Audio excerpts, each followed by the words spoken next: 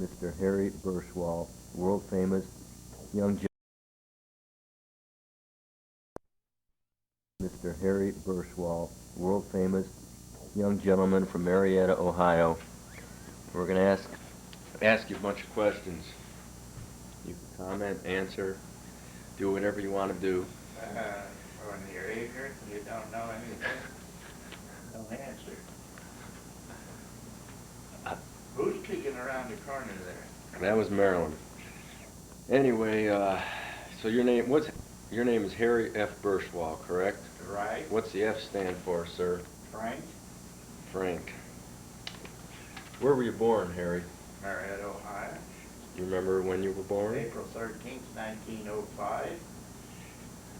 And what were your parents' names?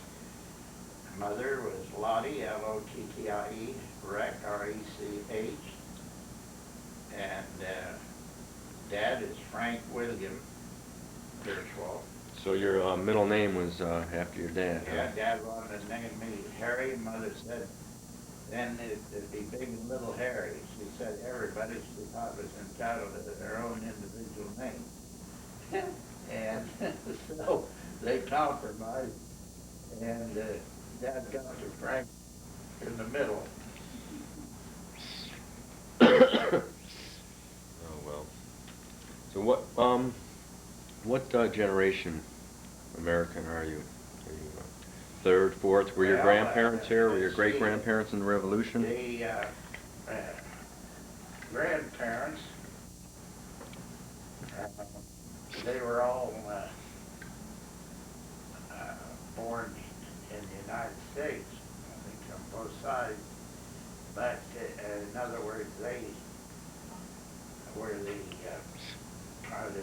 our second generation of the original came over. See, I can't give you. Do you know when they came over first? No, but I know, though, no, I take that back. I think our grandmother, Bierschwal, her name was O-P-P, and she married Kristen Bierschwal, and grandmother Bierschwal came from Mannheim, Germany. That's right, as a little kid, so this, and granddad Bierschwal came from Hanover, Germany. Now the Rex, I don't really know. Gordon Gray could answer that better than me. Gordon's your cousin from Athens, Ohio, Yeah. right? Good town, See, huh? his mother was Dad's sister, Dad's youngest sister. So your grandparents were here then around Civil War time, anyway. Oh yeah, yeah. Even before then. Yes. And did they settle in Marietta, or do you know? As far as I know, now Mother had one brother in Brooklyn, and but he, as a young man, went to Pittsburgh from Marietta. See, they lived on a farm, and Uncle Jake, that's Mother's or brother that learned the wagon or carriage making in Pittsburgh, and as a young fellow then, after he learned that, or his 20s, I think it was, he went to Brooklyn, New York, and he lived there the rest of his life, but he made these big wagons that they used on the docks, and that they hauled kegs of beer around in, you know, those kind of heavy, he made that type of wagon. And I remember he retired in his 50s, and his wife, Martha, I think I only saw her once. She didn't, when Uncle Jake would, after he's retired, would come back to Marietta about every couple of years in the summer and spend some time around there visiting his sisters and their relatives. And he was a great pinochle player. Just like Alex Goodman, he was a great pinochle player too. And he's had a summer place out on a creek or a little river, something out from Brooklyn, that he owned, and he'd go out there as soon as weather got good, stay most of the summer, and play pinochle with some old cronies that lived around there. That's all I know. Yeah. What were you brought up in? Was it a farm that you were brought up, or were you brought up in town? I lived all my, I was born and lived all of my life in Marietta, 711 6th Street. And Is the house still there now then? yes, and my sister never married. She always lived there, and then when she got sick and I went into homes when about 1976, I guess it was. Why, that's when I went back and forth to Marietta so much, And put mileage on your new car. yeah. Then after Sis died, of course, I sold the family home there.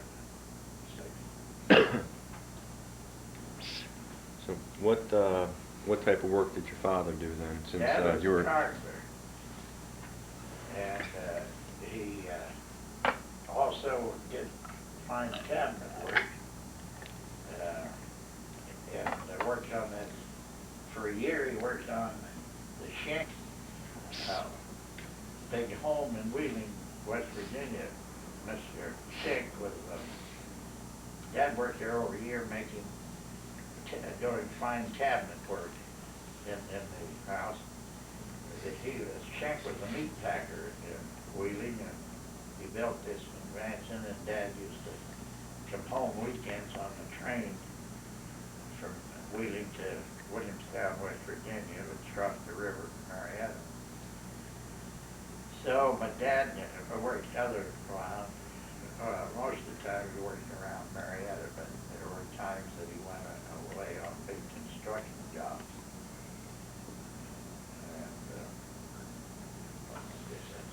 And, Did you inherit any of his talent with his working with your hands? no. Or were you you were But you were the bookworm? Yeah. Oh, I don't know. Everything except that. But I did graduate from college cum laude. Marietta College. Yeah, Marilyn reminded me that. I forgot all about it. She found it somewhere sometime back. But anyhow, I had jobs all the time around Marietta. During the war, I worked after school at the corner grocery store, bagging up 2-pound bags of sugar out of a big wooden barrel of sugar. And then I drove the horse and wagon to delivering groceries around. Then later, I carried newspapers and worked at Western Union delivering telegrams. When the guys were on vacation, you ride your bicycle all over town. So I've always had a job. I never asked for a job in my life, never once. And went once and fell. If I had to go out, I used to wonder if I had to go out and apply for a job. That was after I was here in the paint business. I just wondered how I'd go at it. No experience. Yeah. No experience looking for work and stuff. It was always. No. What's the earliest thing that you can remember as a kid, either getting in trouble or anything of that nature? Can you remember before you started grade school? Anything? No, I don't. Well, Were the folks strict around the house? Strict, but sure, I mean, they didn't, monkey business. You just had one sister, right? And you Yeah, were the one only sister, boy? She's 2 years older than me. So you didn't have any older brothers to teach you how to get into trouble, huh? No, and as I say, I never once applied for a job or anything. What's the matter, Marilyn? The interviewers. Action. So, talking about your childhood, did you you had the two rivers running through the town, right? What was The Ohio River's one from Pittsburgh down, Cincinnati, the Ohio. The Muskingum River runs from Marietta up to north of Zanesville, Ohio. The river is some small, or creeks, I guess, up around Zanesville form the Muskingum River. But Muskingum River, they ran their package boats when I was a kid, and they had a series of dams there. It's only the last few years that those dams were made inactive. I mean, that they don't have any keeper anymore, that people can't go above the dams. It's through the locks, I guess. Why did they build the dams? Did you have flooding problems and stuff there in the springs? Oh, yeah, we had big floods down there. The 1913 flood was a tremendous one on the main street of town, Putnam Street, or Front Street. You were 11 then? Putnam, yes, 13, I was 8. Mm. The water was over the trolley lines, above the trolley lines on the downtown street. How'd you guys get around there? Well, Canoes? They boats. Anything people got around, but it really brought everything to a halt. Grandmother, dad's side family lived up on 2nd Street, which is about the 800 block from downtown, and she had a big house there that I'd go up on the 3rd floor. Mother let me get out so I could see the debris and everything floating down the river in that terrific flood. I saw a team of horses were hitched together. They apparently were swept away from a wagon or something upstream somewhere, and there was chicken coops and chickens on the rope and all kinds of. It was terrific. You have no idea the extent of that damage. Flood. It's something I've never been able to forget. I would be up on the 3rd floor there at Grandma's house. Gave me a good panoramic view of the whole river for some distance. It washed out a big part of the downtown business district. I mean, many buildings, particularly frame structures. None of it didn't bother any.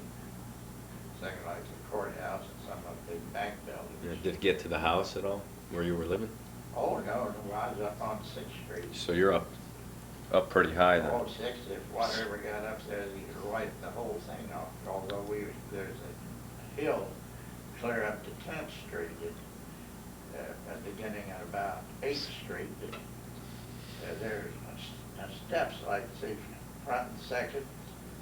It was lower than what 3rd and 4th and 5th. And then about 8th, the hill began again up to 10th Street. And I guess that was about the top of the hill. That's in the Mississippi Valley now, the Ohio Valley, which is up towards Wheeling River. That a different plane. That's on the other end of town then, right? It's going east from the Muskingum River. Did you spend a lot of time down on the rivers playing? You know, playing around with your buddies and whatever? Well, the kids got drowned. There's a kid that was a little older than me, lived, let's see, 2 doors up the street from our house on the same side of the street, who drowned down there. There was a half-sunken barge at the foot of Sacrifice Street, that they call it. That was the block of became Warren Street on up towards our house. But anyhow, he was down there. I think he was about 14, 15 years old. I was probably a little younger. And he was swimming, not supposed to, but there was a half-sunken barge there over by the lumber yard, and he dove apparently from that barge out into the river, and he hit his head on a rock or something. He never came up. So that death, there were always, every summer there were always some kids that either drowning in the Ohio River or the Muskingum in that area, it seemed like. So the folks had a no-no on that.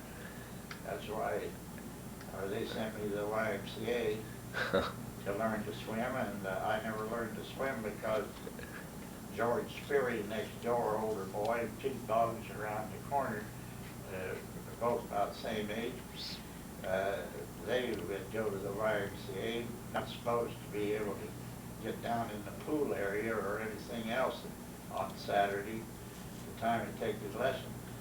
But they knew the young fella who released the switch on the door so you could get down there, and he let George and Pete down there, and they delighted in one grabbing me by the feet, another by the arm, and swinging me and throwing me into the pool. And bullies. In the deep end, and when I began to start to drink the water out of the pool, why they'd dive in there and pull me out, work over me a little, get all the water out. As soon as I could breathe again, why they'd throw me back in. And there was Good friends of yours? a neighbor, next door neighbor, George Sperry. He graduated from the University of Pennsylvania. And Pete Boggs lived around the corner. As I say, they were a close chum. And so I never did learn to swim. I wouldn't didn't say anything if I'd mentioned it to folks. Dad had said something to John Sperry, and John would have lambasted George, and so I'd be in bed with them, and I thought it was better not to learn to swim. Then they'd never stop picking on you, huh? Yeah. Oh, well. So, but didn't you outgrow all these guys? Weren't you the biggest guy in the block by the time you got out of high school? Or junior high? Well, those guys, no, I mean, how many 6-footers were there back in your well, day? I was 5'11", I guess. I don't know what it is now, shrunk a little, I think. But George was taller. He was about 6 feet. And fell at the times. He was a good basketball player, and so was Pete Boggs. They both played. Did you play basketball? No, I didn't play basketball. I did a little horsing around with it at the YMCA, all of that, the track and stuff, but that is what I went to YMCA for. I went there to swim, and that I never went into, after several weeks of being thrown in the pool that way all the time, I decided I couldn't learn as long as those guys couldn't get in. Well, were those guys in your class, or No, was there a they teacher were there? older bugs. You didn't have a teacher there. You just go and you're supposed to learn on your own? Well, no, they had a young fellow that was an instructor in the swimming pool, but he was about the same age as George and Pete, and in cahoots with them. I mean, So he let him get away with and it. that's how he got. They were able to get down there. They were not even supposed to get down in that area during that class time on Saturday, but they showed up all the time. Well, Sperry's had an automobile. His dad was an independent oil operator, and all the EMF, as I remember, and the carbide lights, some great big headlights, and there was straps to kind of hold them. And so anyhow, the car they had at the time, I believe it was a Chandler about that time, and George would get the car and drive downtown. It was about 1 mile to our house to YMCA. So he had the car on Saturday, and I used to started to ride down with him. But as I say, I didn't like it, but there was nothing that I could do to handle it without saying something to Dad. Dad talking to Mr. Sperry and George getting in trouble there. And you never lived that down. You didn't want to be known as the Fink, huh? Don't have to get too older guys in trouble. The guys that could wipe up the ground with you. So that was an experience. I just charged that also. Marilyn's a good swimmer. And Well, did you send her to the YMCA too, well, she wanted to go on her own. Or Wiley Pool? No, I don't know where else. She did swim around up here. What was the name of the school you first went to when you were? Well, the grade school was in Washington school. Was it a big building, or was it just a Well, couple classrooms, or one room? Yeah, my first year, they had a couple of classes in a little wooden structure that was at the back of where they built this big brick. This was I guess it's only a two-story, maybe, yeah, two-story big brick building. It's still there. It's a nice school. And so the first year, maybe, I think it was that I went in that wood building, and then the rest of the time, until I got out of the 8th grade, that's the way schools were then, first grade through the 8th, and then 4 years of high school.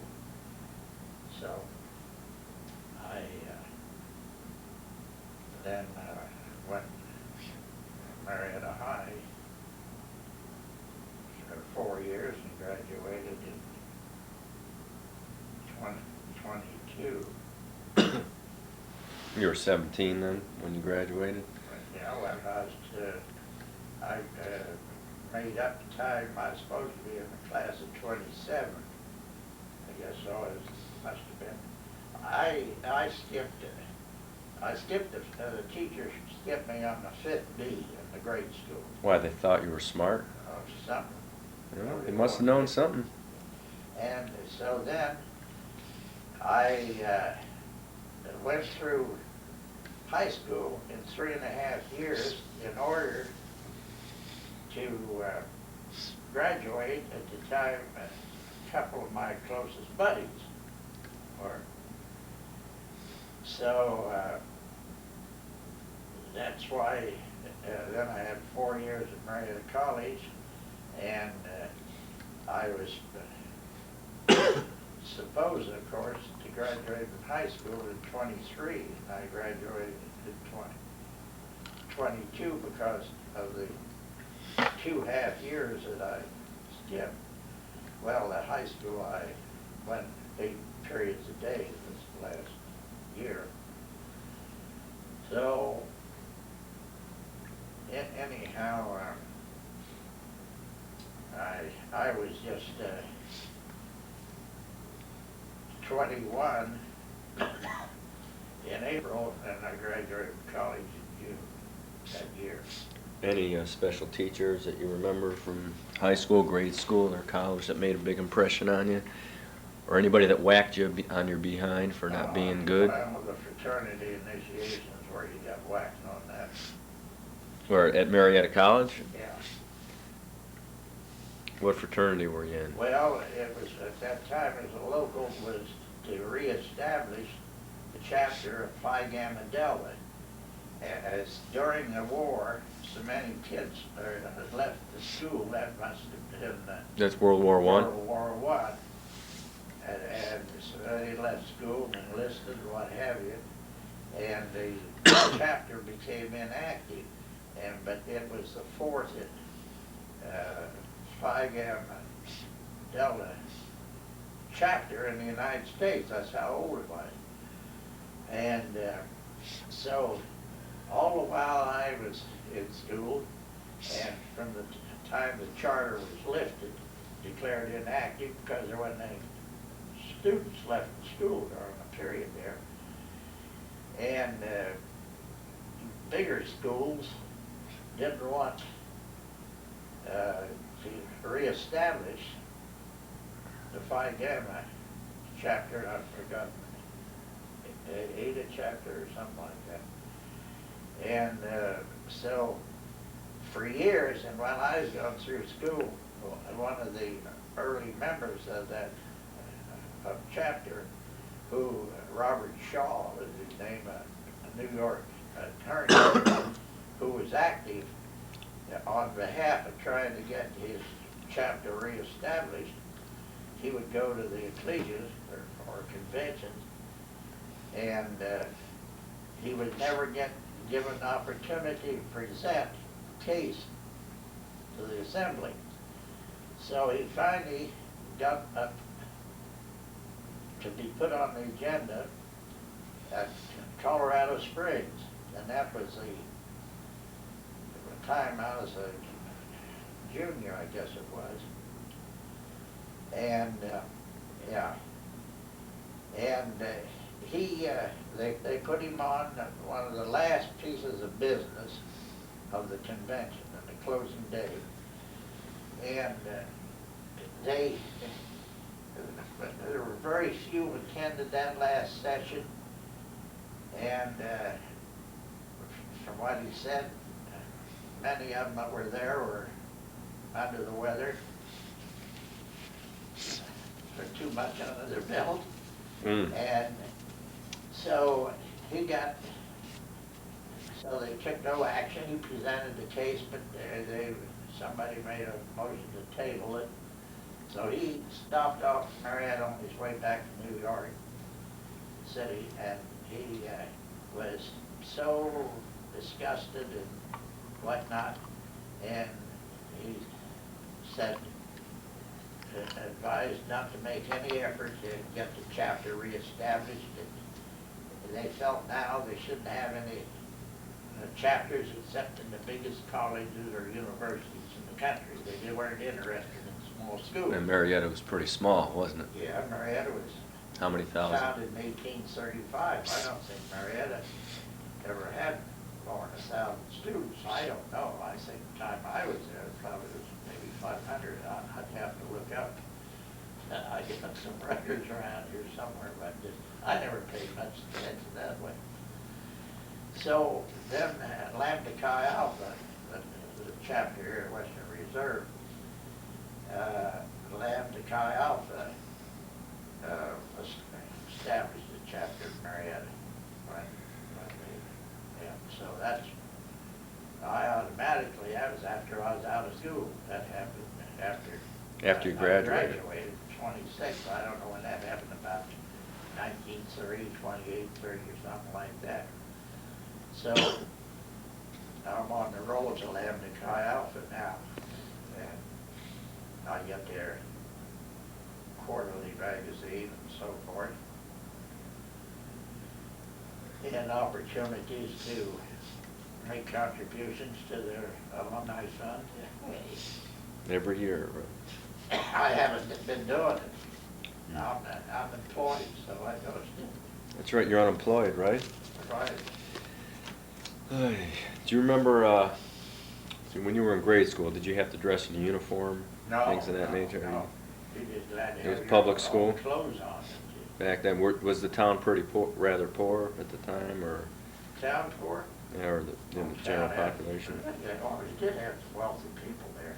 No, there's some, John Selby, I think it was John, that's who he had it too. So he used to go up, I remember see, they bought Cadillacs and I worked for Spindler. What Spindler, was that a car dealership? Yeah, a car dealer, lived across the street from it. He handled the Oldsmobile guy, he had the Chandler and the Cleveland car when it was made here, and the Cadillac. What's a Chandler? Was that Well, like an auto Chandler was manufacturer? down here on about 100 off St. Clair, near where the Willard Storage Battery on that same street. It's an actual car that was built in Cleveland? Yeah, the Chandler car. Fred Chandler, he was a Clevelander that started the Chandler car. Then they made a smaller car, a cheaper car, called the Cleveland. And they built that plant on Euclid out there where Parker Hannafin plant. You know where that is? Yeah.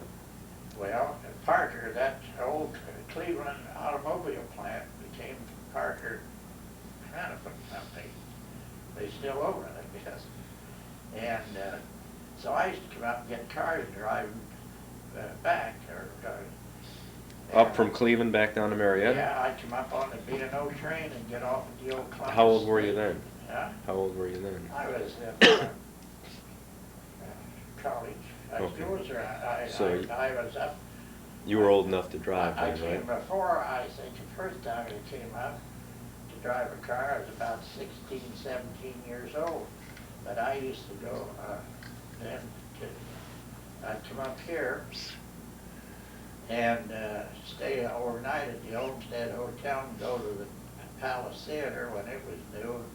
And at Kellerman, the great swimming gal, that big pool on the stage, and she'd dive into that pool around and so forth.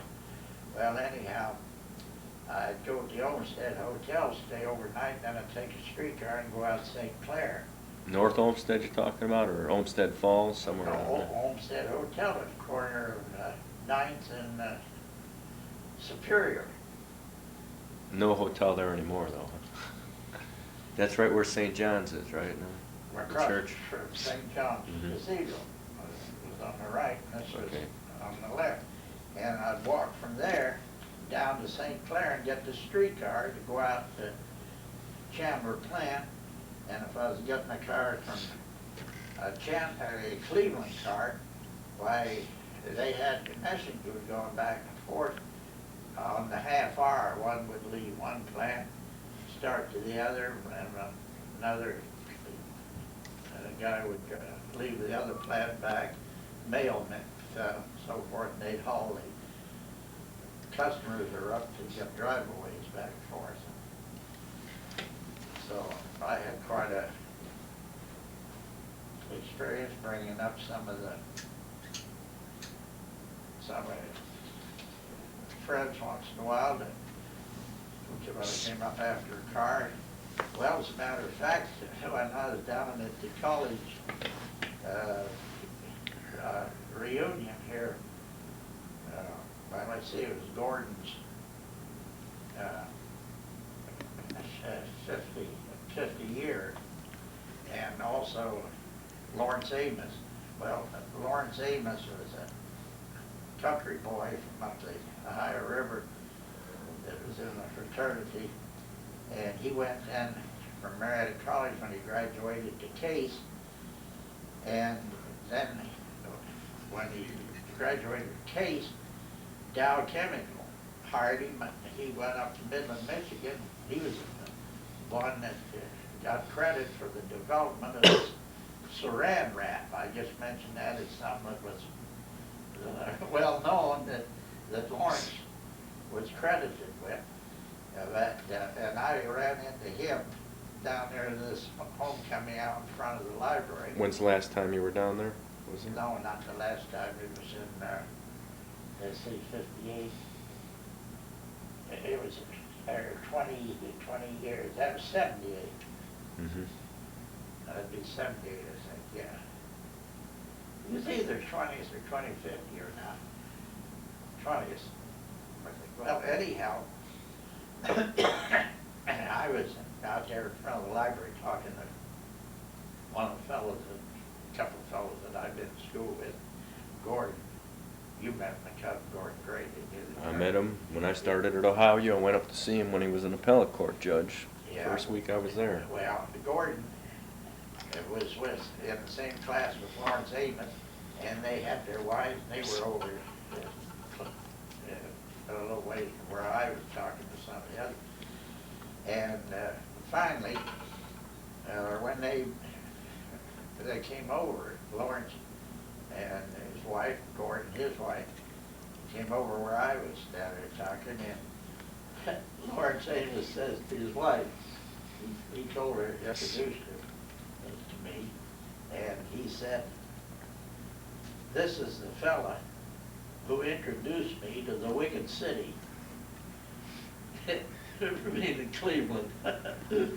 I brought him up to Cleveland first time, and he never did. In a big city. Well, you were a big city boy, huh? On the farms, he said, "This is the fellow that introduced me to the Wicked City." But as I say, Lawrence was a pretty good student, and well, he took probably was chemical engineering. I don't know just what I think about the fact that he developed or is accredited with the development of the Saran wrap. I take it to the chemical end of it. That's He wasn't in the millionaire end of it, huh? He didn't own the company. no, but I mean, see, Dow was himself was a case man here in Cleveland, but he was a young man, and so a lot of graduates of Case in the field of Dow Chemical had an opportunity to get a job when they're out of school, when they graduated. Well, he hired all the alumni, huh? Well, I don't know how many he hired, but I heard that he hired quite a few, and I know this friend Lawrence Amos was one. You know, say I brought Lawrence up, took him to the big restaurant on Euclid Avenue between the square and 9th Street. I've forgotten what it was now. It's not there anymore then, huh? No, it was on the right side going towards the square. But anyhow, we had our supper there, and then I took him to the Palace. They had to go to the show, and they all had a few vaudeville numbers. And I don't think that was the time, and then at Kellerman, in the swimming, that was another time, and then I was up to it since, I guess. But anyhow, Lawrence was so interested in the lobby of the Palace Theater and all the pictures and what have you, gorgeous paintings, you know, that you remember that hung in there. And we didn't even get into the show that evening. He spent so much time studying all that, and was all that the vaudeville part was over. I think I remember they had some vaudeville acts, and then they had a motion picture, but we never got in because he was so interested, and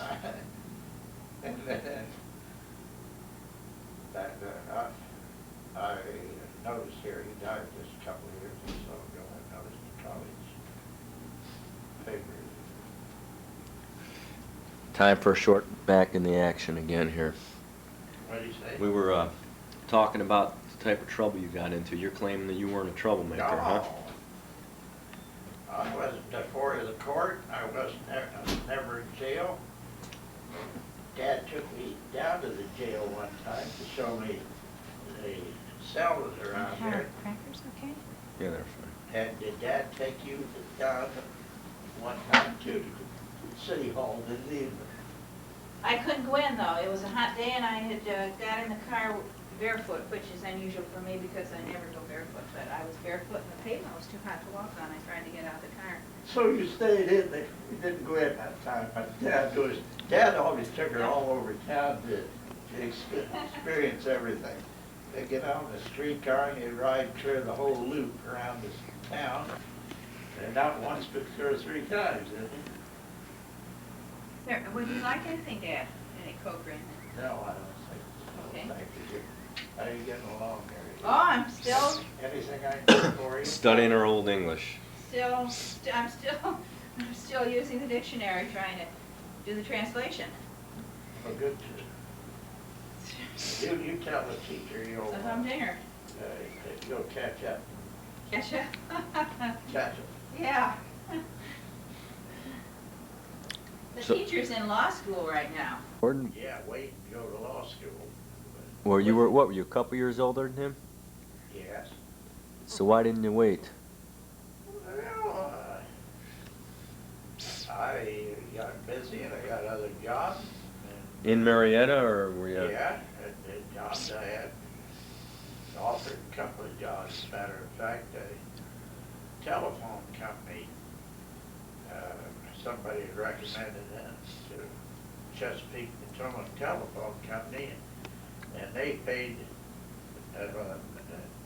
another fellow who was in my class, paid for our ride in the Pullman to Charleston, West Virginia for an interview. And if we had gone to work for the telephone company, we would have been sent to Washington, D.C., Chesapeake Potomac Division. That was right after you graduated from Marietta? No, I was still in school. I was at my graduating year. Mm-hmm. They called up and wanted him down for an interview, and False Dana, he was a fraternity brother of mine. He's since passed away. He worked for Westinghouse or somebody in Pittsburgh.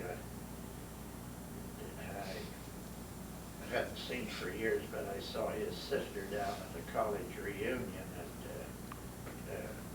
graduation time here a few years ago, and she told me that he had been in Pittsburgh for years, but he died about 4 or 5 years ago.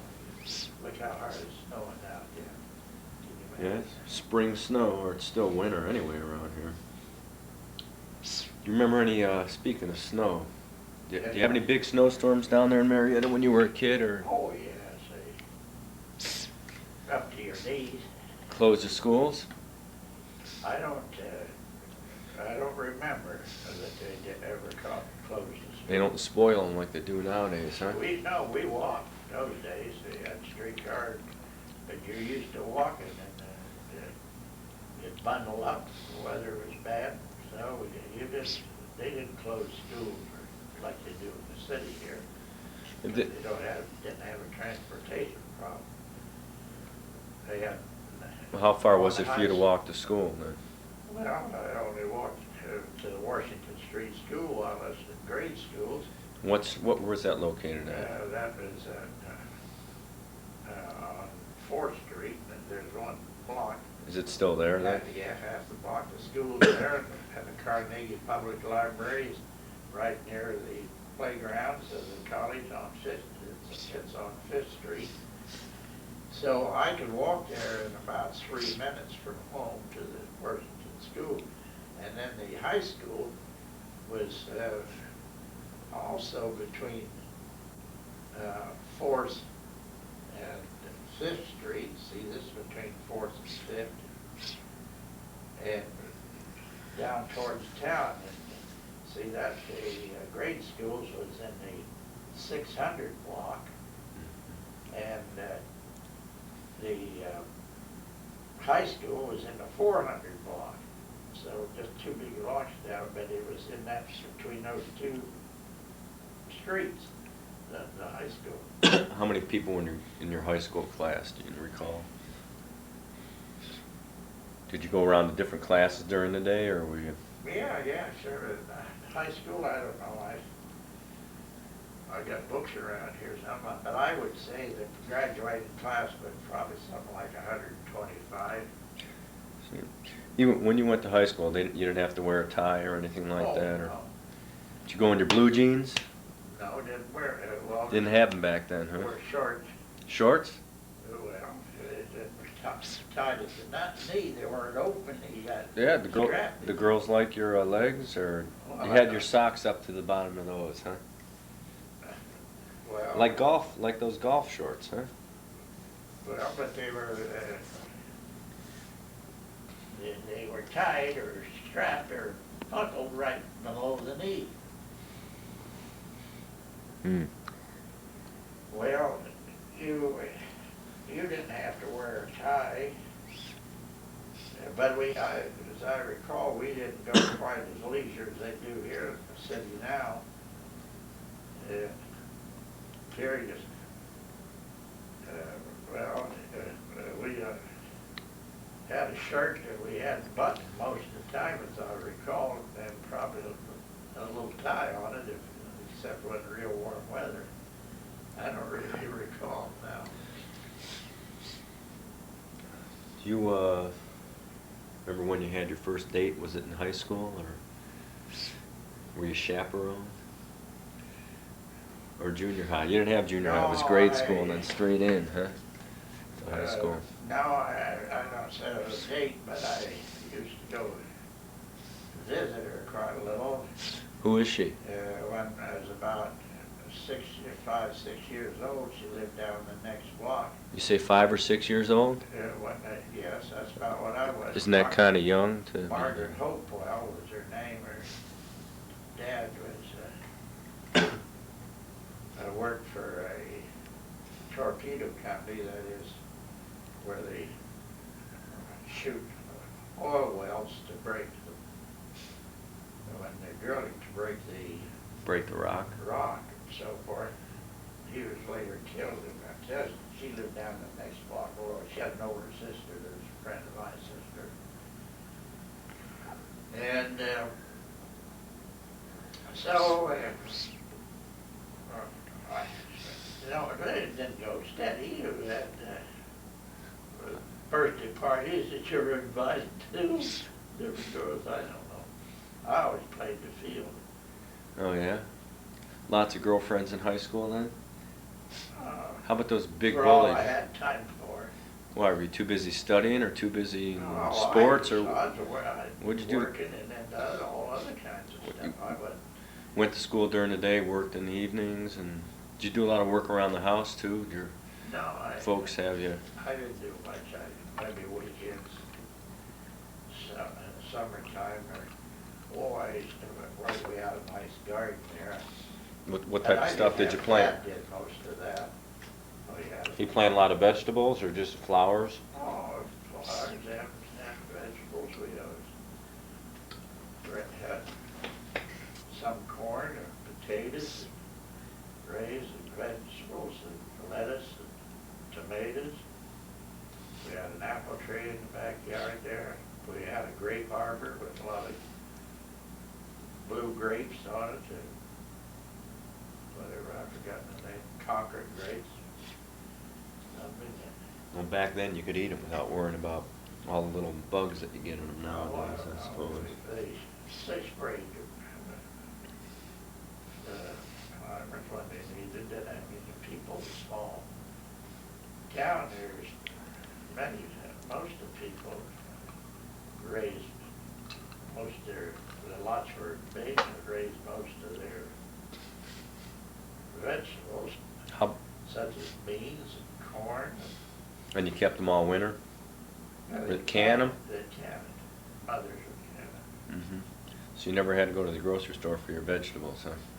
Oh, no, once in a while the corner grocery store was only down the street. There's about 5 houses from our house, just exactly 5 houses. The grocery store was right on the corner, and then we were the 5th house beginning. On 6th Street? Yeah, 711 6th Street. Did you get your meat at the market there, or what? Or how'd you get your beef back then? In those days, local butchers now that we met.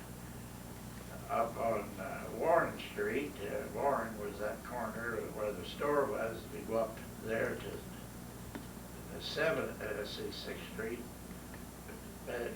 between 7th and 8th Street was a butcher shop. The guy butchered the cattle himself. He had a place outside of town where he ran that butcher shop, and they made their own sausages and various things like that. And, So the butchers back then actually slaughtered the beef and just brought them to their little shops in town. well, the guy, they would buy, he'd have a slaughterhouse, they called it, outside of town somewhere. Now, he had this slaughterhouse out close to town, but he'd buy cattle, and they had a pasture out there that he'd let them roam in that pasture during the summertime, and when they wanted some beef, why, he'd do his own butchering, killing and cutting up the meat, skinning on it.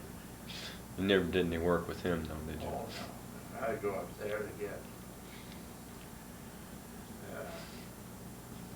stuff that Mother would have me get, some sausage or make some steak or this or that or whatever. Did you have a big family meal on Sundays and things like that? Was your family church going? Yeah. What church did they go to there? I went to St. Luke's Lutheran Church. All my relatives on mother's side of the family particularly all belonged there. Lutherans, they all came from the old country, huh?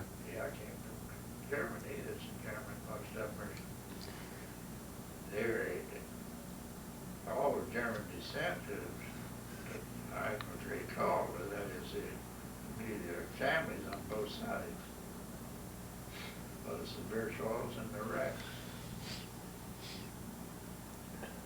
Was there a big German community in Marietta, or was it pretty much mixed? Oh, it's mixed. They didn't. There wasn't any German society, so to speak, or what they call it, like they had here in Cleveland, or like the big city would do. It was a homogeneous population. They mixed. They didn't stay separated apart. In other words, there's people there of English descent. There were some French, more Some Irish? and Irish. So there were some Catholics around too. One big Catholic church there. Bet you there weren't too many synagogues around, huh? Well, there were small. They had homes now there. Take Washington Street that I was telling you about, where the Washington School was. See, that Washington was a street that came from the river up. That was a cross street. And then the next cross street was Worcester. And going towards town. And at the corner of 4th and Worcester was the Roman Catholic Church. Right across the street was a Presbyterian church on that corner. Right next to that was a Christian church, right in that little, on It's like 4th Street. 4 churches on each corner. Right there. Then you go on down towards town on the next block at the corner of 4th and Scannell was the Lutheran church. That's on the same side of the street that the Catholic is, but that's 1 block away from. Then if you go down another block from there, on the right at 4th and Putnam is the First Baptist Church. And then there was some other sect in the middle of the block. I can't think of, just a little church. Well, then the college is right there at Putnam Street. And the college is from 4th Street to 5th to about 6th Street. On Putnam, I know there's some homes, private homes or wherever, I guess the college got those now. So,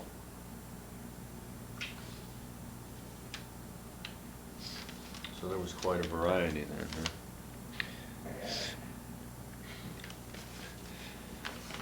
Oh, let's see now.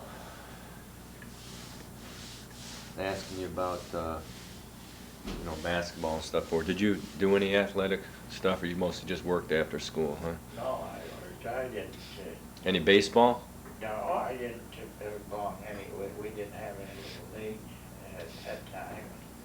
I mean, in my age group around that I know of, sure we get together on a sand lot, play a little baseball, and YMCA, we toss a basketball around a little and run around the track in the side of the YMCA.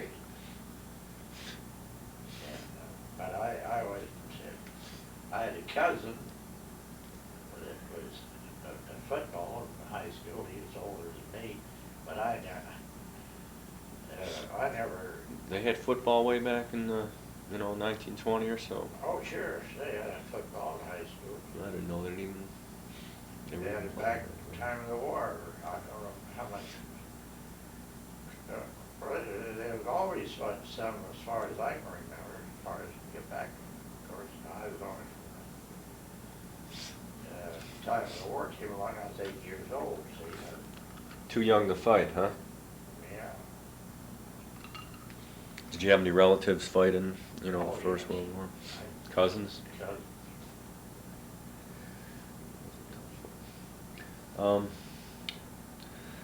Today, a lot of kids drink and run around and do crazy things in high school. Did any of that go on when you were in high school or college? That kind of stuff, that little horseplay, little stuff. And were you As in? far as drinking's concerned, I don't remember, except, well, when I went to college once in a while, they never had it around the fraternity house, or anything, but once in a while, it gets home brew or something, or, Who's home brew? well, they was people that made your own liquor. This during Prohibition, or? Yeah. You ever take a nip or two? No, I drank a little wine one night with a couple other boys It's just at Marietta College? from when I was in college. Never in high school, though, huh? I was always so busy, I don't know. What were you busy doing? Oh, well, there's all kinds of stuff going on, I don't know. Just working too much. Well, I worked a lot, but I played just about as hard as I worked, I think. There wasn't much Doing what? going on that I didn't have something get mixed up somewhere along the line. Other little party or? Parties, Did- dances. Did you guys go down to the river much when you were in college? What? Did you go down to the river much when you were in high school and college? No, that was off limits because of, Still off limits. got drowned. Mm-hmm. And that's why they enrolled me in the YMCA, the understanding that I wouldn't go near the river. So you stayed away, huh? Sure, Well, you're too good. I, You're too good. Maybe Molly should take after you. She'll be a good kid. well, she's pure gold now. Don't worry. What's the diamonds, the carats, what are the high carats, the number of carats in the diamond that the, However many. You think she's pretty valuable, huh? you're young too. You'll find that out as time goes on, but you'll just be more. When did you first get a job, like outside of Marietta? You were working for this place in Charleston while you were in college. After you graduated from college. No, I wasn't working in Charleston. I went down there for an interview. They paid me way down in Charleston for the telephone company. Foss Dana, the fellow that Foster Dana, the one I mentioned, that had worked for Westinghouse in Pittsburgh. He and I were the ones that the telephone company called and wanted to know if the company expensive, we'd go to Charleston, West Virginia, which was not in the High Bell group, it was Chesapeake Patrolman. But anyhow, that they were looking to hire some people, and this fellow was from the Washington, D.C. offices.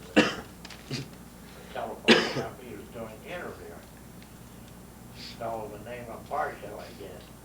And the other guy was Boggs, or Baggs, B-A-G-G-S, yeah, Baggs. He was the guy, I think, from Washington, the two that interviewed Foss and I. We rode down in the coach on the train, and they reimbursed us for our expense coming down and going home. And they insisted that we ride the chair car, the Pullman. Is that like first class? Yeah, on the back, that's on the back train. Just as sitting room is amounted to in the old days. Then you didn't take the job anyway, huh? No, I've forgotten now details. When we weren't too, well, we weren't offered any specific job, or as I recall now. But they were interviewing people, and I don't know how many but they took us. We got down there, and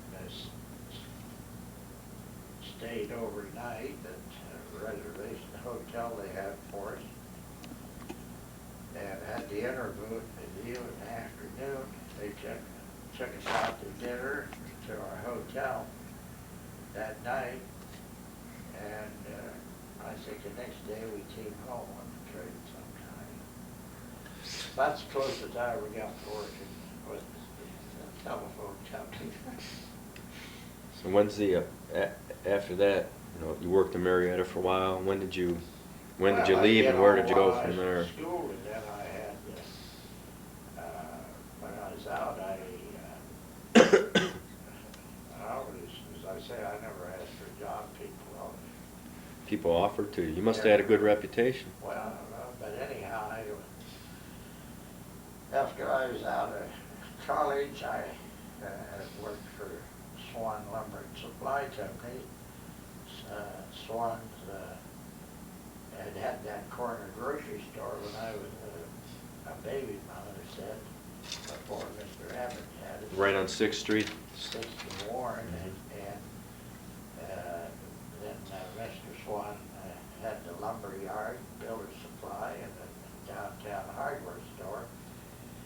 And they drove Cadillacs that they bought from Spindler, and I worked for Spindler, and that's how I got well acquainted, although Mother, Dad knew Mr. and Mrs. Swan very much, but I got acquainted with Mrs. Swan because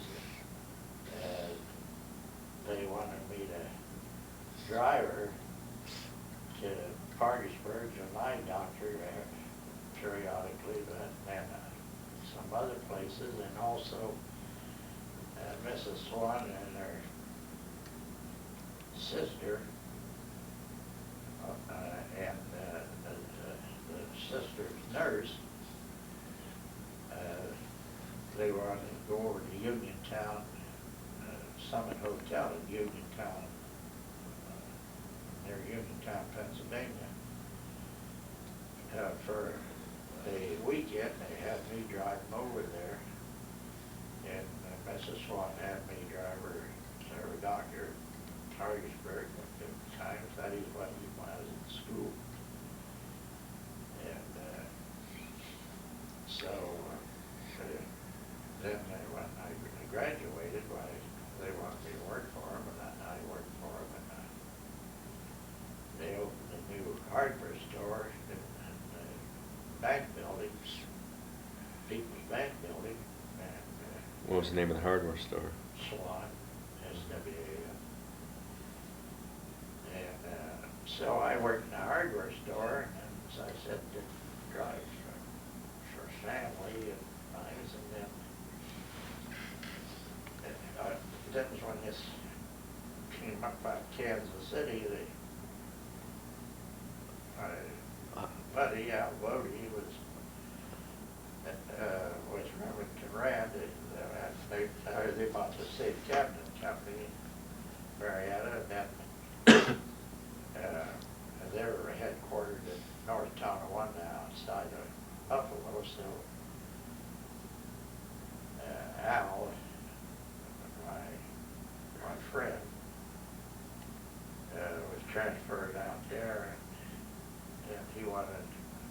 Out to Buffalo or Kansas City? Kansas City. So he wanted me to go out. He said, I could get a job out there, and I no. Then he came back to Marietta one weekend and talked with him, and he was trying to interest me in going out. So I put it off. I was content where I was, and so. You were still working. You were working with the Swans, right? Yeah, Swans Hardware. So they gave me a Ford just to run back and forth to home. Heck, my home was only about a mile. They gave you a car to use? Yeah, it was a car. What, an old Model T? Or? No, it was a Model T with these three pedals on the, the clutch, the brake, and the reverse in the center. So, but anyhow, then Al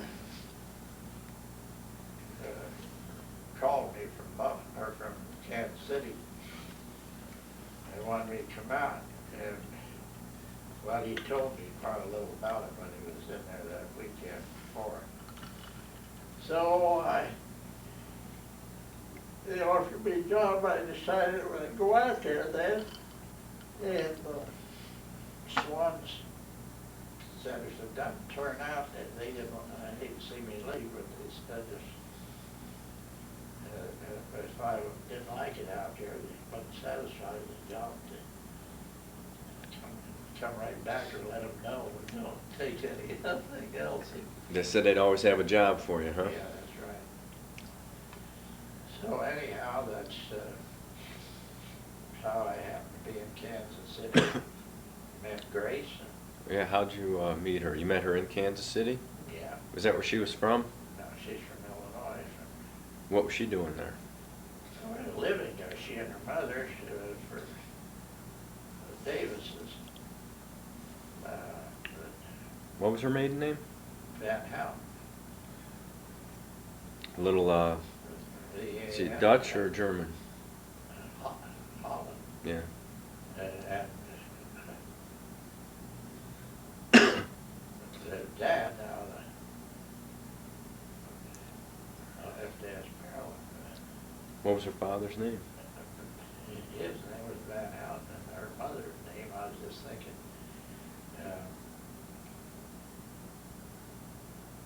she was, I don't know, Scots Irish or something, but anyhow, well,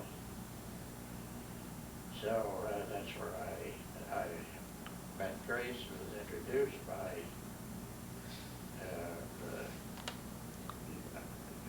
the girls that had going out there from Tonawanda with her married sister and her husband, and so she was working in Kansas City. She met Grace, became friends, and then one night time they asked a double date. So went out on a double date. That's when you met her, huh? Yeah. Anything I can do for you, honey? You go ahead and get something to eat. Out in Kansas City, Grace was working for Davis, and she had known Mr. Davis when he was in the newspaper business in Jacksonville, Illinois, and then he started his paint business in Kansas City, and so she was working for them, and through her then I met Mr. Davis, as a matter of fact, and we were married in Davis's home.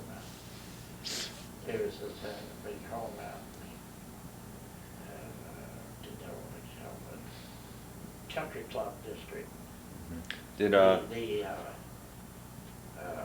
big color card company out there, the Hallmarks, Mr. Davis lived close to one of the Hallmarks, the Hallmark card company, and and also Don Davis, who owned the Western Auto Supply Company. And so, as I say, I met the Davises then, and As a matter of fact, we were married at Davis's home. How long did you date Grace before you married her? Or court her, as they might say? About a year probably, something like that. Yeah, something like that. So you didn't rush right into it, huh? Oh, no. That's because you were playing the field. Weren't you playing the field when you got to Kansas City? Oh, no, not Or were you looking to settle necessarily. down? I was so damn busy, I didn't run around.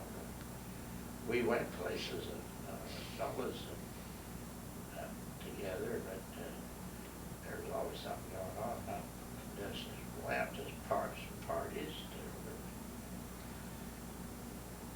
Anyhow, so after Joyce and I were married, we got our new apartment, I guess, a couple of, well, maybe it was only about a month after we were married. Mr. Davis called me up at the office in the afternoon, and he wanted to know if I could drop over to his house in the evening. He'd like to talk with me. And I said, well, we have my immediate boss, who was an awesome fellow from Marietta then, because Bodie had gone to Chicago. He'd been transferred to Chicago, and he was working to get me to Chicago. But a fellow that I knew, too, in Marietta, that came from State Cabinet Company, that he was working there when I was. I mean, when Al was transferred to Chicago, he was put in charge of the credit department there, and I was in the credit department, so we used to play bridge together, or throw out the evening, and so they were coming over to the house for, we were to go over to their house. So I told Mr. Davis, I said, well, I don't have much time. No, they were coming to our house. I said, I don't have much time because we were having guests in that night. He said, well, we're going out too. He said, it won't take long, but I'd appreciate if you could come out. So I drove out and it took a few minutes. And he said, well, and he said, I wondered if maybe you'd like to get back to a high. And he says, I'd like to have you office manager for the Cleveland plant. He said, I sent you native there. I thought maybe you'd like to get back closer to your old home, to Marietta, your family and relatives. So I told him I'd mention it to Grace. I said, then tell you what I'll do. I'll call you tomorrow, probably tomorrow evening, and I'm going to say yes or no. That'll be the extent of it. So Grace says, it's up to you, whatever you want to do. Put it all on your shoulders, huh? So I said, well, I'll take a shot at it. Came back here, and I was with him for 38 years. But now, you say Grace was working in Kansas City? Yeah. Was it unusual for women to be working back in those days, or what type of work was she doing? Women, they had women and office or jobs, right, jobs, and now and then there were office. Some women were office managers. Mhm. Oh no, women. They weren't all just telephone operators, telephone company. So they were Dime store clerks, and so forth. No, Grace was a secretary to one of the officers at the paint company, one of our vice president. And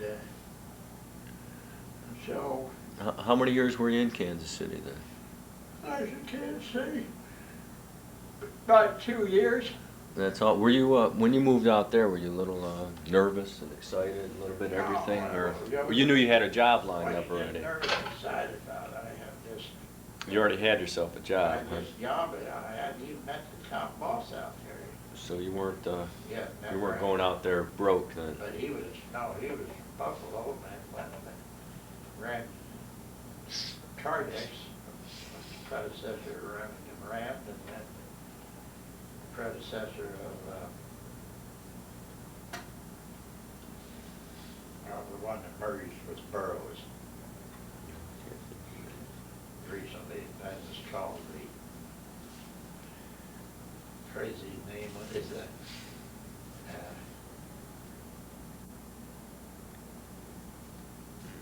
5 letters in it. Don't ask me. It's on TV every once in a while. It's one of the big companies now, Burroughs. And Is it- the company was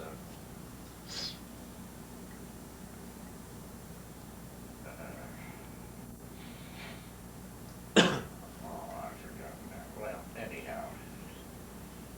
So that's how I got. That's how you ended up here. Cleveland. Did your family come out when you got married, or did they all come out to Kansas City? No, That was a long drive back in those days, huh? it's still a long drive in my estimation. It's still a long drive now. A few more interstates 500 nowadays. miles or better. I don't know, 600 or something, I forgot. But we drove after our honeymoon, and that was married the 1st of February. We drove Oldsmobile. Where'd you go on the honeymoon? And we just, I got enough time off. I hadn't been in the company very long. Got enough time off to, a week they gave me. And we drove and left there after a rather heavy snow. Went to St. Louis, first night. In Indianapolis. It's no, it was Indianapolis, I think.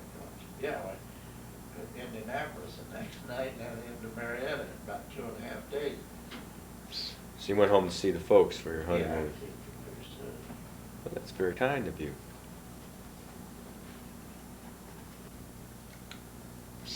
So now you decided to come to Cleveland, and Office manager. Davis Paint. You worked there for 38 years. You were saying. Yes, sir. Where did you first live when you came to Cleveland, and what year was it? Started in 1930. I don't know. What year were you married? Yeah, 1st February, 1930. That's right. So you were married for a year when you came here? No, I was only, I was only married about 2 months. When Davis wanted me to come to work for him, and when we came on to Cleveland, I forgot, we had, I forget, some real estate. She was well known in Cleveland Heights area up here as a real estate woman. She found downstairs the 2-family on Kensington Road. That's near Lee Road? Oakdale is from Lee. Oakdale is a dead-end street into Kensington, runs over to Cedar. And we were on the east side of the street, the second house from the corner of Oakdale and Kensington. We lived downstairs there. And after Marilyn was born, When was she born? 31, we moved downstairs on the corner house. We lived there until 1940. Lived there almost 10 years. We're at the corner of Kensington and Oakdale. Oakdale. And then we bought this house in This house is, July of 1940. this is on Saybrook, right? So I've been here ever since July 1940. How many houses were on the street when you moved up here? Oh, I don't know, there's not too many.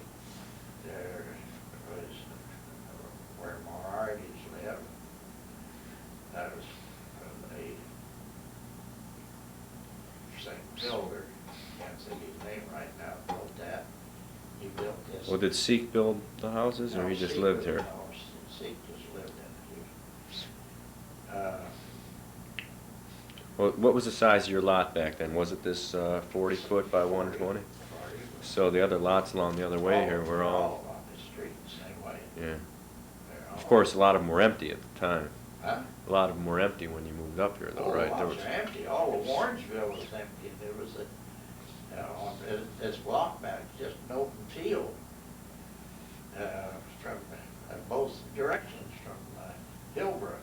That wasn't Hillbrook at first. They changed the name to Hillbrook from, not Meadowbrook, down through, I forget what they changed it. why all the brooks around here anyway? Well, A lot of water? Anyhow,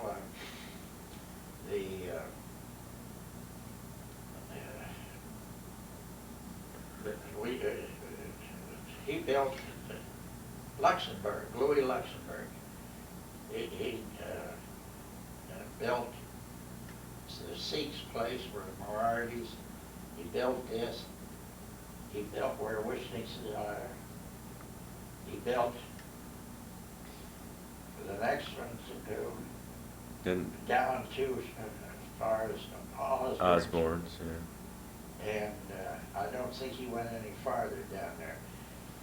He built the one over here on the corner after he built where Hills lived.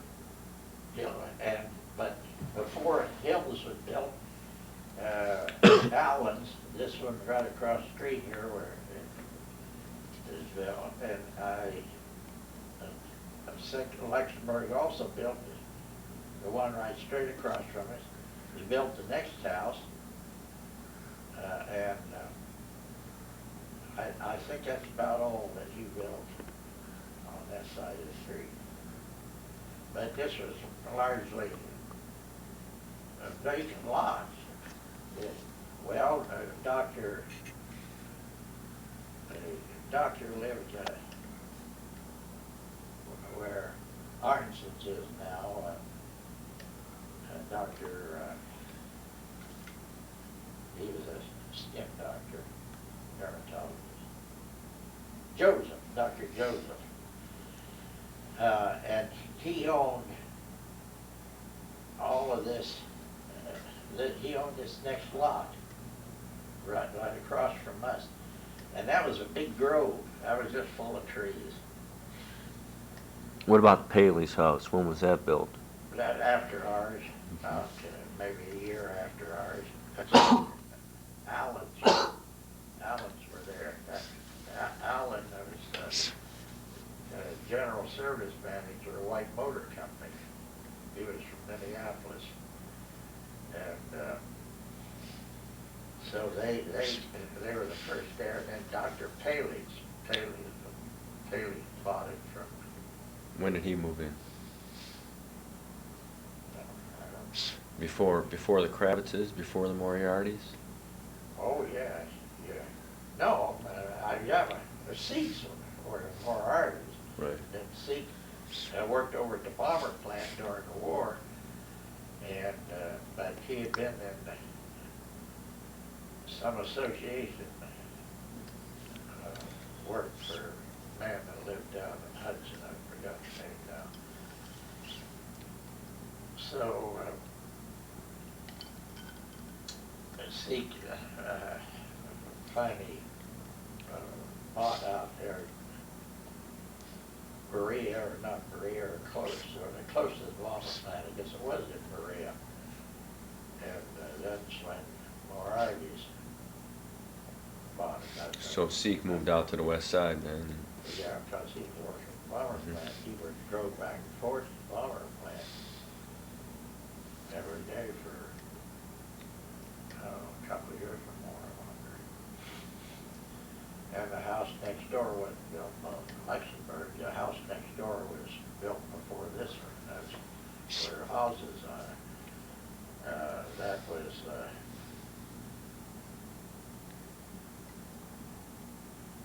Herbie Barnes. Herbie Barnes and his wife's Edmund. He was vice president of the Morris Plant Bank, which became part of Society Bank. So he was a banker. Now, he lived right here at 24, what's it, 45? Yeah, and then when he was first tenant there, and after he moved, Mrs. Brower. Brower, the Browers moved in there. Now, they move in before the Kravitzes, too? Oh, yes, they've been. Boy, we were newcomers on the block, weren't we? Yeah. Well, yeah. Yeah, you're the only, yeah, you built that house, didn't you? Or I didn't build that. Ours was built in 56. 56? That's when we moved in. I see. Well, we've been here since. We're the oldest on that's left this block. I mean, we have been for some time. Everybody else that's in here has been in less time than we have, of course. We Sure. came in June. You've been here longer than anybody July then. 40. July 40. So you've been here longer than anybody. Yeah. So is this carpeting, right? It's carpeting. That's right. Yeah.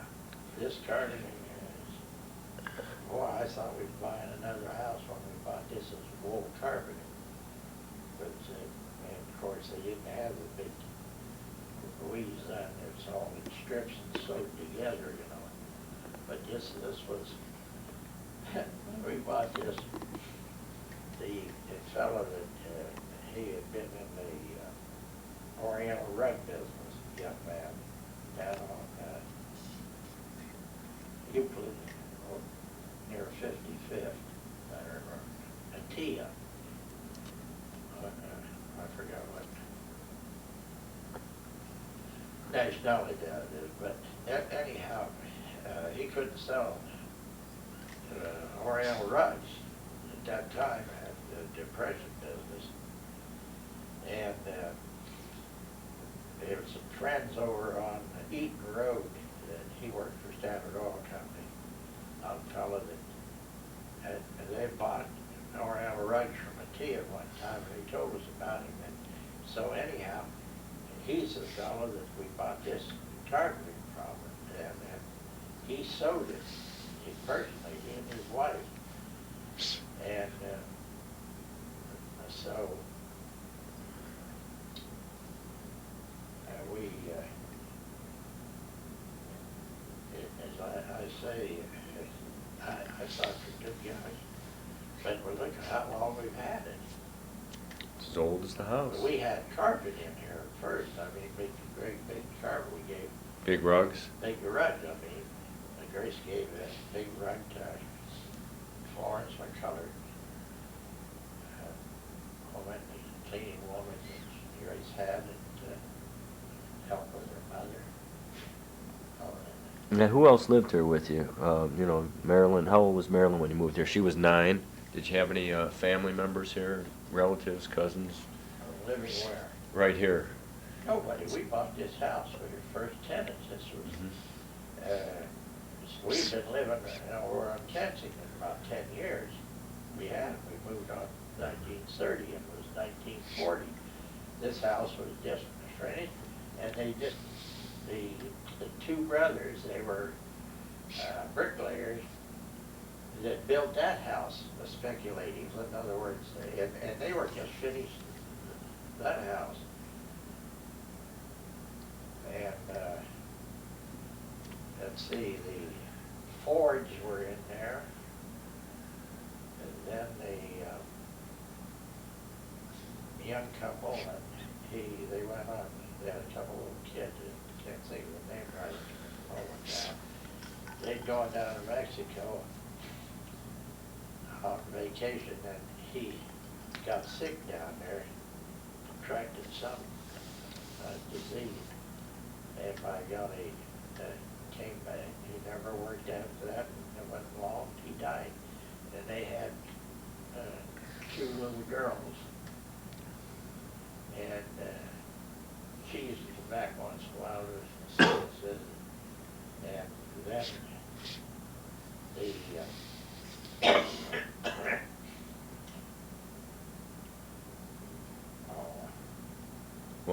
Schoenfelds moved in. Schoenfelds moved in after them. See, Fords, then,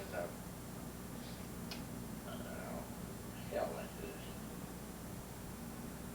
the folks were in the heating plumbing business. That is, this guy's dad. That thing was named on that. Schoenfelds.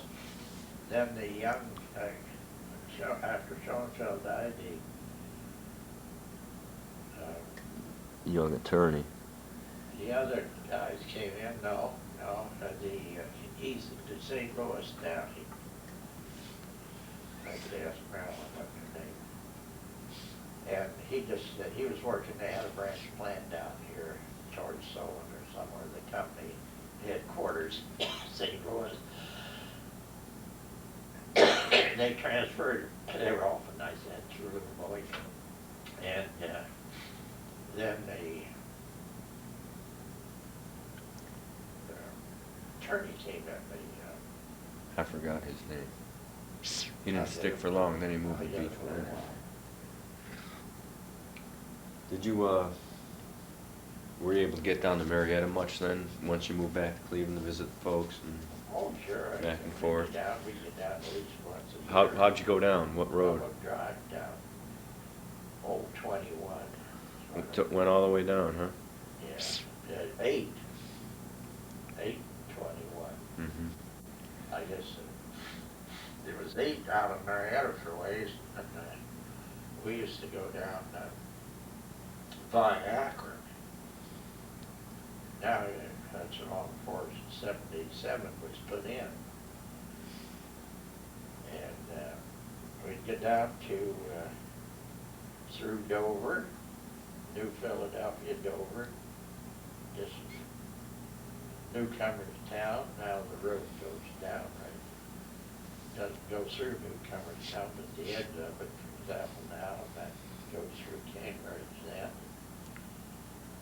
Caldwell and on into Marietta, across the High River at that point. Did you ever go into Athens when you were Oh, yeah. young, you know? Well, yeah. Over to Ohio University? Oh, no, I didn't. Oh, I was over there when I was in high school.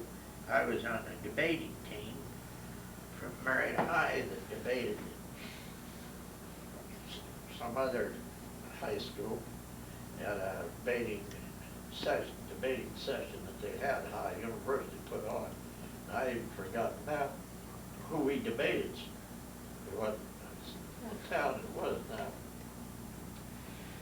So that's the only time that I was over around Athens when I was in high school until after I came back here and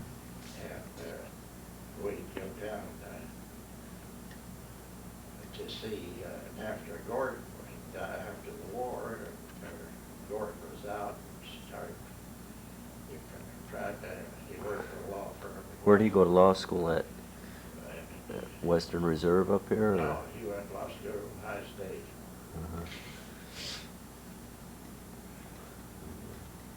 Did you, you know, I know you've done some traveling through Europe and stuff. When's the first time you went over there? You recall?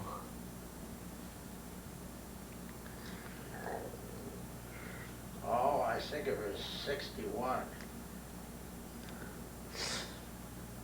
That's we went on a mopping tour. We were in England, France, Did you go on the Rotterdam? Germany. No, we flew over. Wait a minute. No, we went on the U.S. States of the United States. Marilyn went on that too afterwards. So she went to Europe with you, huh? That U.S. What was, is that right? Didn't I? What? We'll take a comment from the gallery out here. You went on the Rotterdam in '63 with Mother. 'Cause I went on the United States What? in '62. That's right, 63. That's right, because you guys brought me back a little. Sailor, I still have it. Well, see, Marilyn, I told you, I don't remember. I get all screwed up. Anything I can do you for? No, thanks. No, I'm working on the translation. All right, boss. Well, so, Rotterdam, that's right. And we went over with three other couples. Two of the couples flew back. The Perkins and us came back on the Rotterdam.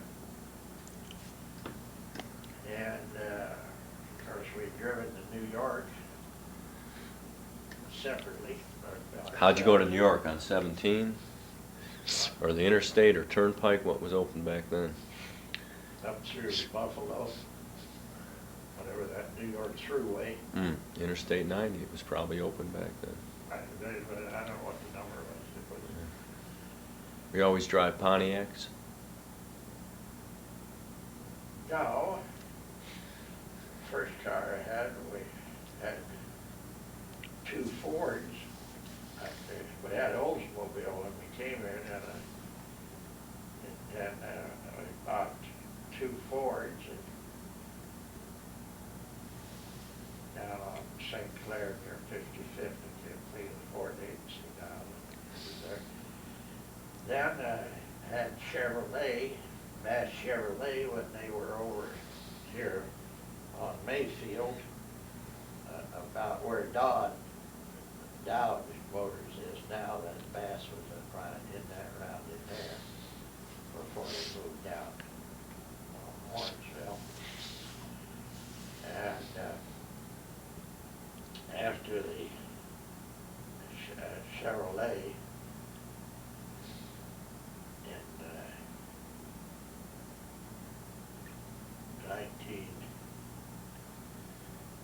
50,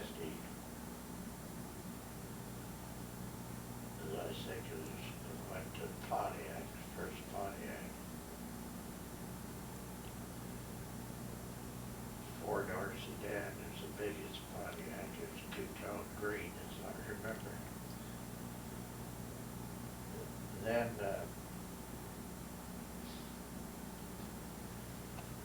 next car I bought, it was a four-door Pontiac sedan, 8-cylinder, dark blue sedan for Grace. Then I bought a hardtop. The windows cleared out. This is all open, you know. Something new, huh? Pontiac. I gave that to Marilyn to try me to go back and forth to school. What was that, when she was going to college, or? She went to, when she went to Western Reserve, she went to High State and got married. Well, didn't she go to? Well, she didn't go to Miami. She went to She went to the school across the the street. Euro School. Yeah, I don't remember the name of Oh, it.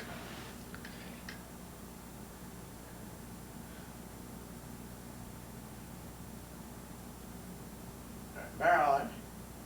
What was the name of your college? Oh, That's yes, it. thank you. Down in Oxford, right? Yes. So then after she came home, she went to Reserve, and that's when she got Her bachelor's? her bachelor's. Her first of many bachelors. And the French, at touch, started teaching school. Did you send her to school in Europe or anything while she was in No, college? she didn't go to school in Europe. She went on a visit in the summertime. And of course, she was over there several times. That was in the 50s then that she was in college, or? Yeah. Yeah. Did, who were your favorite kids on the block? In University Heights? Kravitz. Wasn't he a troublemaker? No, he was the best behaved, the most endearing child at this side of the street. Why do you think he was so well behaved? Do you think he thought he was going to get his butt chopped off if he was bad? No, he was so well behaved because that's the way his mother and dad handled him. Remember how he used to come over and paint your house? Yeah. That's me. With your little sand bucket, the corner in back, you painted that corner back there near the porch, the house several times. And then you hosed it down after I was done, huh? Well, That's why I had to come back and do it again. sure. And you used to come over when I was home here Saturday. You'd come over about every Saturday morning. And we'd, I don't know what the weather was. If it was good weather, we'd run outdoors doing different things. Otherwise, we're in here tossing the bull around. Don't you remember swinging the bull No. with the tail? Oh, yeah. I don't know. So, now that's my recollections of everything. Well, I that's- was home most Saturdays, particularly in the wintertime. Well, there wasn't much to do up here in the wintertime, is there, except freeze? How was the snowstorm of, was it 51? Was that the worst one you can ever remember? Or was it 50? Something like that. That was real tremendous. I can't tell you. I'd have to look up. We got some pictures around here someplace. Yes, of course, I got pictures of Marilyn playing in the snow when she was in grade school, junior high or something around here. But we had quite a lot of snow at different times, I remember now. I used to shovel her all, too. You're not allowed to shovel anymore, are you? At the ripe age of 39. Not able to, any right to. If I felt like it, damn it, I would. You don't even feel like it, huh? No, Can't say that I blame you. Can't no, say the that. damn radiation I got and the other kind of stuff I'd had a lot of hernia operations in my lifetime. The first time I was only 5 years old when I had a hernia operation on the right side. I had a little set of tools, and I had a dull hatchet, which is the kind of tools that have got that you couldn't cut butter with. And I was out, we had a slick bark tree, a poplar tree in front of the house. The bark is so slick, and I took my hatchet and I was trying to cut a little niche in it so that I could run a telephone wire around it. That would hold it, see. Well, that hatchet wouldn't cut anything, but it did. It slipped off and hit me in the groin. Right where it counts, huh? And ruptured me. So, when I was 5 years old, I had my first one. Then when I was in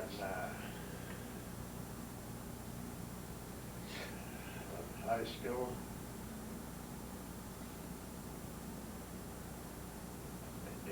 high school I did something that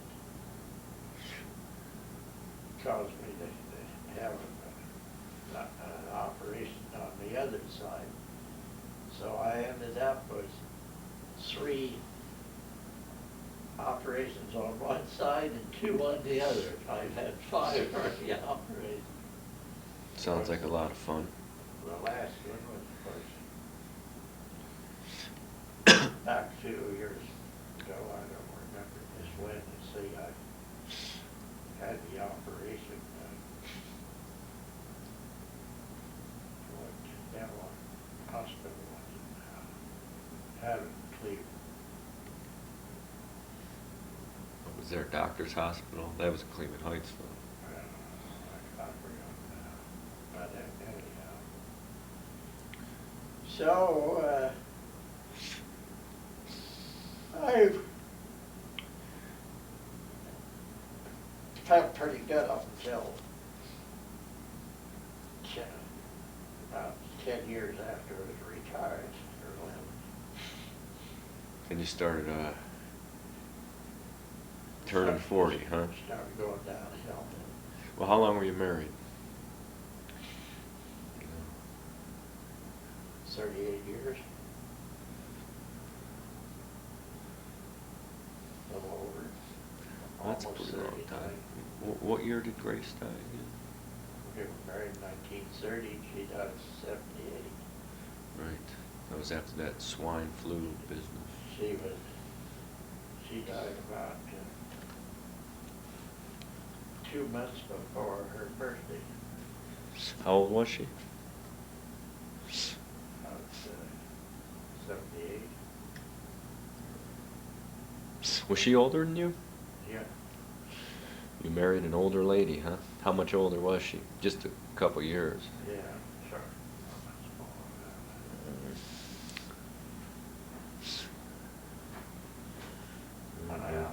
And where she's in Marietta, right? Huh? Down in Marietta? Ariel? Yeah. Yeah. They had retired in 1968, April 1st. Had 10 wonderful years, Grace and I together. And Did you do much traveling in that time period, that's or? where we did most our extensive traveling. And during that time, Marilyn did an awful lot of traveling. Picked up a few more To the Far degrees? East. She's been most everywhere, it seems like. And of course, the only traveling I've done, Marilyn and I took the cruise to Alaska. What year was that? That was 81, maybe? 82. That was the 82, Marilyn, we went to Alaska. Yeah. 82. First class cruise? Yeah, boy, on the Royal Viking. No, let's see, it was 80, wait a minute. 83, 81? No, I think it was 83. 83, yeah, 83, Yeah. that's what it was. So, I've been thinking for several years, particularly since that, kind of like to go through the Panama Canal and come back. So when you going? Not going. I don't have enough pep ammunition to do that. But Marilyn would like to see me do it.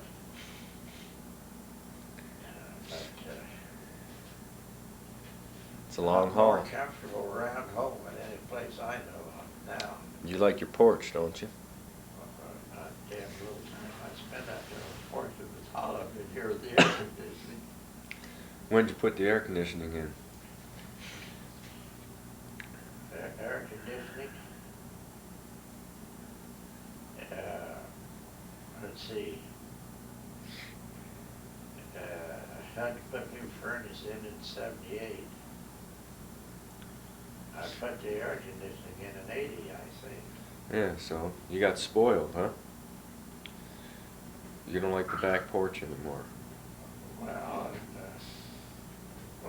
no, it's not as comfortable if I stay in here if it's hot, have air conditioning on, and an easy chair and sleep, wake up and sleep. Oh, you don't have the scenery back there anymore either. Your trees are chopped No. down. What'd you used to have, an apple tree and a cherry tree, We had an right? apple tree, we had a cherry tree.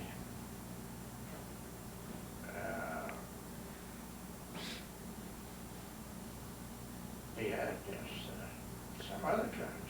We had about 3 different trees out there, as I remember. Fruit trees. Oh, And then we had this one tree that I cut down, the stump is still there, tree something like the one in front of the folks next door that saw or died, but one side of it was dying is the reason we decided to take that out. Cut out the big tree. You don't, do you remember the big tree in our front yard? Oh yeah, big elm tree. Boy, wasn't that big? The limbs kept coming out over the house, and have cut and trimmed back. First thing you know, we had more over it. And boy, it produced an awful lot of leaves that we gathered up tight. What? Send Grace out to rake the leaves. So it got to be, the shade was nice at times, but it was getting so big and spread out over the house, and I thought, well, we might as well get rid of that. Of course, the city came along and cut down one by mistake that was on the tree lawn, just about where this one is. And we didn't have any tree there on that tree lawn for several years. And I asked him to put in a tree, or Grace did. And so they said they would next time, and that was about 2 years later, they put that in, and that thing has been beautiful. Is it a cherry blossom or dogwood, cherry blossom? I don't know what the difference it is. It has the nicest green leaves during the season, and then they turn red late. Most of the trees on the street were bare, and when this one broke out in the red, with the red, the late, I don't know what, I think they did tell, if a man put it in, I think they did tell Grace what kind of tree it was. I wasn't around at the time. They put it in, I didn't even see them doing it. I don't know where I was. I must have been out of town or something, but anyhow. I'm glad that we got something there, but I was getting darn tired with as many leaves. When that tree started shedding, Cover the whole neighborhood though. you had to keep at it. In other words, you'd have to, every week, for several weeks, I mean, or the days that you just had to keep working on it. Bagged up more darn leaves than you shake a stick at. That was before they suggested that we put them on the tree lawn along the curb. Before that, well, you were supposed to have them, dispose of them yourself. You couldn't burn them, but you bag them, and they would pick the bags up.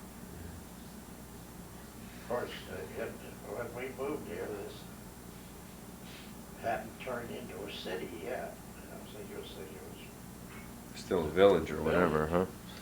I've forgotten what the original name of the thing was for the University Heights. Why'd they name it University Heights? I wouldn't know. Any reason? Other than John Carroll University over here. Or maybe that's what I've always wondered. I thought maybe that was what was the influence. No. Was the building of the college over there. Maybe we'll have to check it out with City Hall. Yeah, pretty You know, before I say goodnight, do you have any special trips that you went on in the 70s, you know, that you went with Marilyn and Grace both? Or did you guys go to Europe again, or? No, Marilyn and I took the cruise to Canada, or to Alaska in Alaska. 83. Of course, we were over to Washington, D.C. Did you go with Grace to Washington? Grace, and then we went up to Cape Cod to friends that had moved there from here. Some nice places to And visit. we went huh? on up to them, New Hampshire, Maine, so forth. Of course, now he's gone. He died about 3 years ago. His widow. They moved down to Virginia Beach in a condominium along the ocean there somewhere. They invited us down, and see, Webb died just about 3 years ago now. She's down there alone. And so, well, then I read when Sis got bad. By then, postdoc traveled with just down to Marietta, or over there. What was this real name? Marie. Marie. I remember when she used to come up here. Yeah. I know you got good memory. Yeah, she remembers you. She asked. I remember she asked about you. When let's see. What, 8 years before or after she got out of the nursing home one day. And I want to know how you were and so forth. I told her you were just as bad a guy now. I was just as bad a guy now as you were when you were a kid. Right?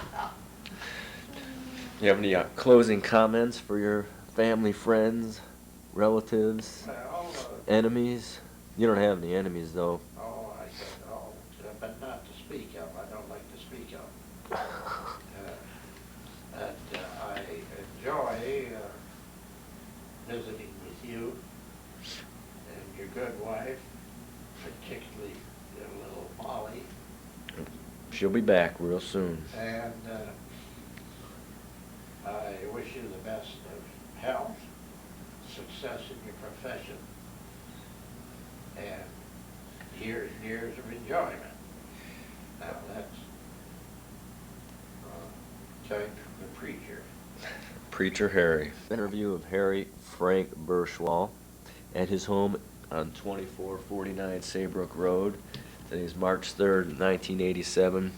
We've listened to a man of great wisdom speak to us today. We will cherish this interview and his words forever. Daughter Marilyn, Grandpa Harry. I guess we call him Great-Grandpa to Molly. And I still call you Aunt Marilyn, all right? Okay. Marilyn was 39 yesterday, plus a few, but I'm sure you heard her in the background during the interview, and we thought you'd like to know who she is. So that's it for now. Signing off.